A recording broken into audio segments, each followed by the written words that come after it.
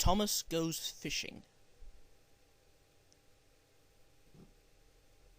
Thomas's branch line has a station by a river. As he rumbled over the bridge, he would see people fishing. Sometimes they stood quietly by their lines. Sometimes they were actually jerking fish out of the water. Thomas often wanted to stay and watch, but his driver said, "No. What would the fat controller say if we were late?" Thomas thought it would be lovely to stop by the river. "I should like to go fishing," he said to himself longingly.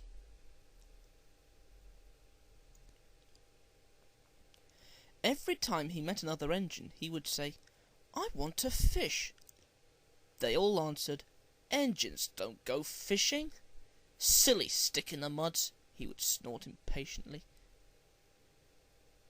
Thomas generally had to take in water at the station by the river.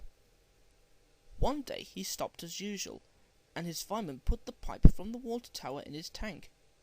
Then he turned the tap, but it was out of order, and no water came. "Bother!" said Thomas. "I am thirsty." "Never mind," said his driver. "We'll get some water from the river."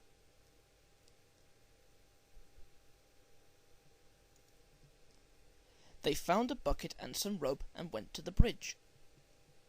Then the driver let the bucket down to the water. The bucket was old and had 5 holes, so they had to fill it, pull it up, and empty it into Thomas's tank as quickly as they could. "There's a hole in my bucket, dear Liza," sang the fireman. "Never mind about Liza," said the driver. "You empty that bucket before you spill the water over me."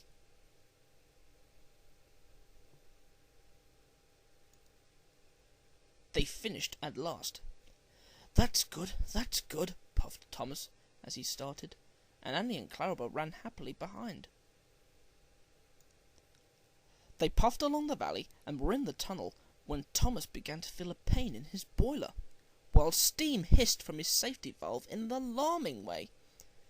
"There's too much steam," said his driver, and his fireman opened the tap in the feed pipe to let more water into the boiler, but none came. "Oh dear," groaned Thomas. I'm going to burst!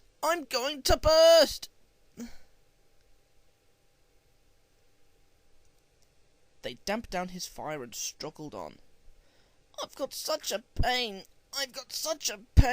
Thomas hissed.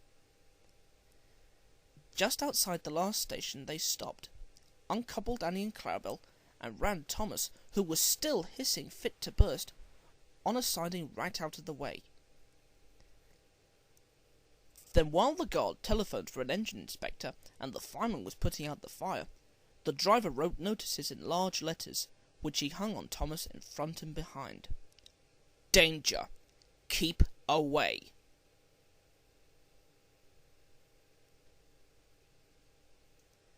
Soon the inspector and the fat controller arrived. Cheer up, Thomas, they said. We'll soon put you right. The driver told them what had happened. So the feed pipe is blocked, said the inspector. I'll just look in the tanks. He climbed up and peered in. Then he came down. Excuse me, sir, he said to the fat controller. Please look in the tank and tell me what you see. Certainly, Inspector. He clambered up, looked in, and nearly fell off in surprise. Inspector, he whispered, can you see fish? Gracious goodness me, said the fat controller. How did the fish get there, driver? Thomas's driver scratched his head. We must have fished them from the river. And he told them about the bucket. The fat controller laughed. Well, Thomas, so you and your driver have been fishing, but fish don't suit you, and we must get them out. So the driver and fireman fetched rods and nets, and they all took turns at fishing in Thomas's tank, while the fat controller told them how to do it.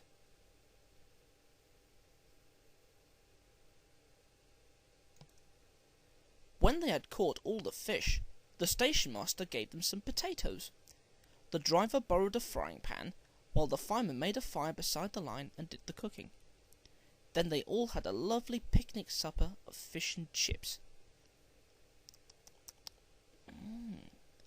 that was good," said the Fat Controller as he finished his share.